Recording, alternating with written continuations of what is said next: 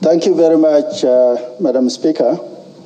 Madam Speaker, I wish to support this amendment to the existing law, and I want to congratulate Honorable Kandie for this proposal.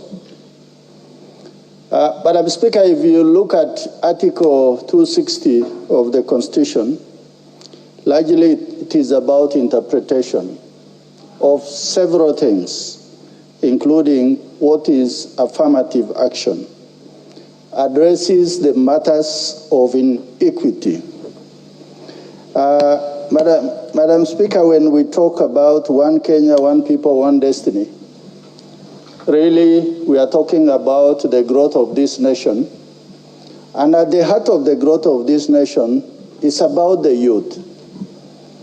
The vibrancy of the youth, the energy, the intellect, all these combined, when we come up with such a law, although this law is processed, an individual or a group put their heads together and burn the midnight oil to improve those existing laws. Madam Speaker, youth governors exist in this country and they are elected. They are not nominated or they are not competitively picked from across the country, but they represent all the 47 counties of Kenya, and they represent or they form the Youth Congress. Madam Speaker, any attempt to try and usurp the powers of what Honorable Diido there said, of youth being able to elect those they feel will represent their issues, their concerns, and also their future, to be just given to the CS, that it goes through a competitive process. We live in Kenya, we don't live in another country. In Kenya, even appointments, some of them, when we look at them, we sometimes get surprised, because it is those who are visible, available, within reach, who happen to get those few available opportunities.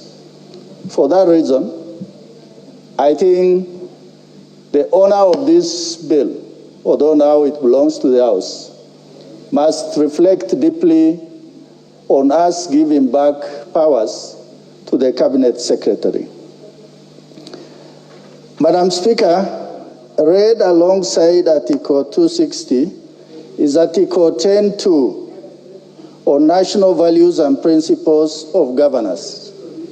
That addresses the issue of equity, social justice, inclusiveness, equality. With devolution, we thought a lot of issues of concern about the youth of Kenya will be addressed more robustly, because the youths live in counties. They live in our constituencies and wards. An attempt to try and mobilize that body to come up with a system where there is that fair representation that is foreseen, that the future of youth is adequately addressed in the Republic of Kenya. Madam Speaker, I support this particular bill largely on one principle. Anyone addressing the matter of youth addresses the issues that are at the heart of this country, where all of us in our constituencies, when we give bursaries, when we talk about education, we we rarely talk about that adult population. We are just talking about the growth of youth.